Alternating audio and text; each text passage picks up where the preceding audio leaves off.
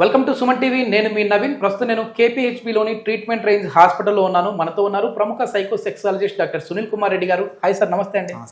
Sir, Covid భయం మళ్ళీ మొదలైంది సార్. ఇప్పుడు కొన్ని రకాల వేరియంట్స్ అయితే వచ్చేస్తూ ఉన్నాయి. ఇది సీరియస్ అని కొద్దిమంది, లేదు దీన్ని లైట్ తీసుకోవాలి, గతంలో మాదిరిగా అంటే ఏదైతే ఫ్లూ వస్తుందో మనకి దగ్గు జలుబు లాంటిది అట్లాంటిది అయితే గతంలో డ్యామేజ్ చేసినంత చేయదు అంటున్నారు. కానీ నేను ఒక ఆర్టికల్ చదివింది ఏంటంటే ఇది అబ్బాయిలకి ముఖ్యంగా మగతనానికి సంబంధించి కొన్ని సమస్యలను తీసుకొని వస్తుంది అని చెప్పి తెలుస్తూ ఉంది.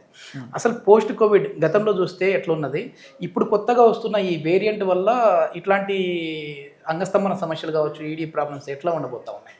మనము ఈ వేరియంట్ని అంటే కోవిడ్-19-20 వేరియంట్ని తీసుకుంటే మాత్రం నాకు అప్పుడు కేసులు బాగా ఎక్కువ వచ్చేటువంటి బేసికలీ ఎరెక్టైల్ డిస్ఫంక్షన్తో.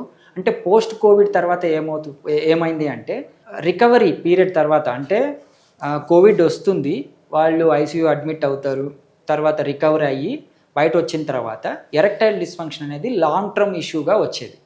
వాళ్ళకి మనం ట్రీట్మెంట్ ఇచ్చి బాగా చేసేవాళ్ళు. ఇప్పుడున్న వేరియంట్ గురించి అంతగా స్టడీస్ లేవు, but still any virus, any bacterial infection, any gut related infections may lead to ED. అంటే వాళ్ళకి క్రానిక్గా ఎటువంటి సమస్యలు వచ్చినా ఎరెక్టైల్ డిస్ఫంక్షన్ అనేది రావచ్చు. అందుకే ఫిజికల్ అబ్నార్మాలిటీస్లో వాళ్ళు లాంగ్ టర్మ్గా ఏదైనా జ్వరంతో కానీ, డైరియల్ డిసీజెస్తో కానీ, ఎనీ ఆర్గాన్ డిసీజెస్తో కానీ ఇబ్బంది పడుతున్నప్పుడు ఆబ్వియస్గా వాళ్ళ డిజైరు తగ్గుతుంది, అంటే కోరికలు తగ్గుతాయి, దాంతోపాటు అంగస్తంభన లోపాలు కూడా వస్తాయి. ఓకే, దీనికి ఏంటి సార్ అంటే మామూలుగా ట్రీట్మెంట్ ఏంటి వాళ్ళకి? మామూలుగా మీరు ఎందుకంటే యాజ్ ఎ సైకియాట్రిస్ట్, అదేవిధంగా సెక్సాలజిస్ట్, వాళ్ళకి సైకలాజికల్గా ఇది ప్రాబ్లం కాదు అని వాళ్ళని మెంటల్గా రిటార్ట్ చేస్తారా, లేదంటే ట్రీట్మెంట్ ఏమైనా ఉంటుందా వాళ్ళకి? మీరు అన్నట్టు సైకోసెక్షువల్ ఇష్యూస్ అన్నీ మనం కౌన్సిలింగ్ ఇస్తే పోతాది అనుకోవడం తప్పు. ఓకే, ఎందుకంటే ప్రతి ఒక్కళ్ళు వాళ్ళకి అదే చెప్తూ ఉంటారు, నీకు ఏం లేదు ఏం లేదు అని. ఈవెన్ పరీక్షల్లో కూడా మనకి ఏం లేదు అనే వస్తూ ఉంటుంది. బట్ ఏమీ లేకుండా వాళ్ళకి అంగస్తంభన జరగదు కదా.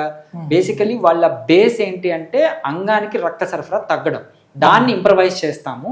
అండ్ మూడ్ ఇంప్రూవ్ అవ్వడానికి కౌన్సిలింగ్ కానీ, లేకపోతే మెడికేషన్, యాంటీ డిప్రెసెంట్ లాంటి మెడికేషన్స్ కానీ పెడతాం. కానీ మెయిన్ దీంట్లో కారణం ఏంటంటే యాంటీ డిప్రెసెంట్స్ పెట్టినప్పుడు మళ్ళీ ఎరెక్టైల్ డిస్ఫంక్షన్ వస్తుంది. సో అలాంటివి రాకుండా జాగ్రత్తలు తీసుకొని వాళ్ళకి కౌన్సిలింగ్ ఇచ్చుకుంటూ ఏంటి ఎలాగ వాడాలి అనేది మనం చెప్పడం అనేది జరుగుతుంది. ఇప్పుడు వస్తున్న ఈ కోవిడ్ దానికి ప్రకారం చూసుకుంటే సార్, ముందుగానే వాళ్ళు ఎట్లాంటి జాగ్రత్తలు తీసుకోవాలి ఈ ఈడీకి సంబంధించి? సో అట్లాంటి వాళ్ళు ముందుగా వచ్చి ఏమైనా ట్రీట్మెంట్ తీసుకోవచ్చా? కోవిడ్ రాకముందు మనము ఎరెక్టైల్ డిస్ఫంక్షన్కి అలా జాగ్రత్తలు ఏం తీసుకునేది లేదు. COVID maybe associate with COVID or not, అంటే దానికన్నా అసోసియేట్ కోవిడ్ వల్లే వచ్చింది అని చెప్పొచ్చు, లేకపోతే కోవిడ్ భయంతో వస్తుందేమో అనే భయంతో కూడా ఈ ప్రాబ్లమ్స్ ఉండొచ్చు. ఈ యాంగ్జైటీతో పాపం వాళ్ళకి ఎరెక్టైల్ డిస్ఫంక్షన్ వచ్చే ఛాన్సెస్ ఉంటాయి. వాళ్ళు మామూలు రెగ్యులర్ పరీక్ష చేసుకొని హిస్టరీ తీసుకొని వాళ్ళకి నిజంగా యాంగ్జైటీ వల్ల వచ్చిందా కోవిడ్ వల్ల వచ్చిందా చూసుకునేసి కోవిడ్ని ఆబ్వియస్గా ప్యారలల్గా ట్రీట్ చేసుకోవాలి. అది జనరల్ ఫిజిషియన్స్ కానీ మన టీమ్ ఆఫ్ డాక్టర్స్ వాళ్ళు చూసుకుంటారు.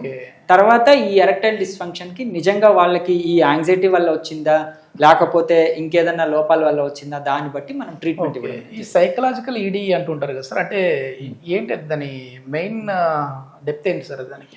సో దీన్ని సైకోజెనిక్ ఈడీ అంటాం. అంటే సైకోజెనిక్ ఈడీ అంటే వాళ్ళ స్ట్రెస్ కానీ, పర్సన్లో ఉన్న స్ట్రెస్ కానీ, ఆందోళన కానీ ఇలాగా లీడ్ చేస్తారు.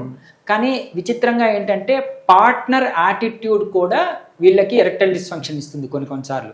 దాన్ని కూడా సైకోజెనిక్ ఈడీ అంటాం. అంటే ఏ విధంగా అది? అంటే ఇప్పుడు పార్ట్నర్ యాటిట్యూడ్, నువ్వేం చేస్తావులే అన్న ఒక చిన్న చూపు ఉండటం, లేకపోతే పార్ట్నర్ ఎగ్జాక్ట్లీ పార్ట్నర్ ప్రతిదానికి కామెంట్లు చేయటం, నువ్వేం చేస్తావులే అని ఎప్పుడైతే, అంటే రిలేషన్షిప్ ఇష్యూస్ వాళ్ళ యాటిట్యూడ్ లో చేంజెస్ వస్తాయి. సో అది ఏం చేస్తుందంటే పార్ట్నర్లు ఎవరైతే పురుషుడు ఉంటాడో అతని మానసిక ధైర్యాన్ని తగ్గిస్తుంది. పాపం దాంతో వాళ్ళకి డిప్రెషన్ కానీ స్ట్రెస్ లో వెళ్ళి మళ్ళీ వీళ్ళకి ఎరెక్టైల్ డిస్ఫంక్షన్ రావచ్చు. మెయిన్ ఏంటి అంటే ఎక్కువ ఈ స్టిరాయిడ్స్ కానీ అవన్నీ ఎక్కువ వాడారు సార్ కోవిడ్ టైంలో, అట్లాంటి దాని వల్ల కూడా అంగస్తంభన సమస్య వస్తుందండి. ఎస్, మనము ఏదైతే మెడికేషన్స్ ఐవర్మెక్టిన్ కానివ్వండి, డాక్సిసైక్లిన్ కానీ, యాంటీబయాటిక్స్ కానివ్వండి, మీరు అన్న steroid, high long term usage of steroids కానివ్వండి, వీటిల్లో మనకు ఎరెక్టైల్ డిస్ఫంక్షన్ వచ్చే ఛాన్సెస్ ఉంది. ఓకే, దీనికి ట్రీట్మెంట్ ఏంటి సార్? సో మనము ఈ కోవిడ్ తర్వాత కోవిడ్ అయితే పూర్తిగా నయం అవ్వాలి. ఒకవేళ కోవిడ్ ఇన్ఫెక్ట్ అయ్యి వాళ్ళు హాస్పిటలైజ్డ్ అయితే కోవిడ్ మాత్రాన్ని పూర్తిగా నయం చేసిన తర్వాత యూజువల్లీ కొంతమంది రికవర్ అయిపోతారు పోస్ట్ కోవిడ్ తర్వాత. అంటే ఈ ట్రాన్సియంట్గా వాళ్ళకి ఎరెక్టైల్ డిస్ఫంక్షన్ వస్తుంది, అంగస్తంభన లోపాలు ఉంటాయి, దాని తర్వాత రికవర్ అవుతారు. అలా రికవర్ కాని వాళ్ళకి రెగ్యులర్ ప్రొసీజర్లో వాళ్ళకి ఏమన్నా హార్మోనల్ లోపాలు వచ్చాయా, లేకపోతే ఫిజికల్గా వాళ్ళు ఏమన్నా ఇబ్బంది పడుతున్నారా చూసుకునేసి వాళ్ళకి అంటే ఓన్లీ జస్ట్ టెంపరవరీగా ఇబ్బంది అవుతుంది అంటే మాత్రం ఈ షాక్ థెరపీ ఇవ్వడం అనేది జరుగుతుంది. పోస్ట్ కోవిడ్ కేసుల్లో కానీ లాంగ్ టర్మ్గా ఫీవర్తో ఇబ్బంది పడి లేకపోతే లాంగ్ టర్మ్ బెడ్ రిడన్ వాళ్ళ పేషెంట్స్లో కానీ ఈ షాక్ వేవ్ థెరపీ ఏం చేస్తుందంటే అంగంలోని కణజాలాన్ని స్టిమ్యులేట్ చేసి నియోవాస్కులరైజేషన్ కొత్త రక్తనాళాలను ఏర్పరిచి వాళ్ళకి కోరిక కలిగినప్పుడు అంగం స్తంభించేటట్టు చేస్తుంది. సో దీని ద్వారా ఈజీగా పోస్ట్ కోవిడ్ పేషెంట్లో ఎరెక్టైల్ డిస్ఫంక్షన్ని కరెక్ట్ చేయొచ్చు. ఈ మధ్య మనం అంటే నేను ఇప్పుడు డిజిటల్ మీడియాలో కొంచెం యాక్టివ్గా ఉంటాం కాబట్టి చూస్తూ ఉన్నప్పుడు ఈ షాక్ వేవ్ అనేది ఏదో ఎక్కువ యుఎస్ యూకే ఇట్లాంటి ప్లేస్లలోనే మేము ఆ వర్డ్స్ ఎక్కువ వినేవాళ్ళం. కానీ ఈ మధ్య మీలాంటి వాళ్ళు కూడా దీన్ని తీసుకుని వచ్చారు. అసలు ఈ షాక్ వేవ్ అంటే ఏంటి, ఇది ఏ విధంగా ఈ ఈడీ ప్రాబ్లం నుంచి బయటపడచ్చు? యాక్చువల్లీ ఈ షాక్ వేవ్ థెరపీ వెస్ట్రన్ కంట్రీస్లో ఎక్కువ ఉండేదండి. బేసిక్గా యుఎస్, జర్మనీ కైండ్ ఆఫ్ దాంట్లో ఈవెన్ ఈ మిషన్స్ కూడా అక్కడివే. సో వీళ్ళు దీన్ని బోన్ డిజార్డర్స్కి, కీళ్ళ నొప్పులకి ఎక్కువ యూజ్ చేసేవాళ్ళు. ఫైనలీ ఇది ఈ వైబ్రేషన్స్ పెన్నిస్ మీద అప్లై చేసినప్పుడు రిజల్ట్స్ ఎలా ఉంది అంటే దీంట్లో మెయిన్ థింగ్ ఏంటంటే బ్లడ్ సప్లైని ఇంప్రూవ్ చేయడం. Erectile dysfunction blood supply improve చేయడం. సో ఇది చేసే సైంటిఫిక్ ఇంప్రూవ్మెంట్ కూడా అదే కణజాలంలో. సో దీన్ని అప్లై చేసినప్పుడు ఎలా ఉంది అని చూసినప్పుడు రిజల్ట్స్ బాగున్నాయి. సో అందుకని వెస్ట్రన్ కంట్రీస్లో ఇది ముందు డెవలప్ అయిపోయింది. ఇది రీసెంట్ టైమ్స్ అంటే 2016 నుంచి కొద్దిగా ఇండియా వైపు వచ్చింది. కొద్దిగా ముంబై ఆ ప్లేసుల్లో ఎక్కువ ఇచ్చేవాళ్ళు. హైదరాబాద్లో మనం రీసెంట్గా స్టార్ట్ చేసాం. ఎక్కడ చూసినా ఇప్పుడు తెలుగు స్టేట్స్లో మీరే దీని గురించి ఒక అవేర్నెస్ తీసుకొని వస్తూ ఉన్నారు సార్. సోషల్ మీడియాలో ఎక్కడ చూసినా మీరే కనపడతా ఉన్నారు. ట్రీట్మెంట్ రేంజ్ తరపు నుంచి షాక్ వేవ్ అనేది చాలా మంచి సైడ్ ఎఫెక్ట్ లేని ట్రీట్మెంట్ అని చెప్పేసి చెప్తా ఉన్నారు.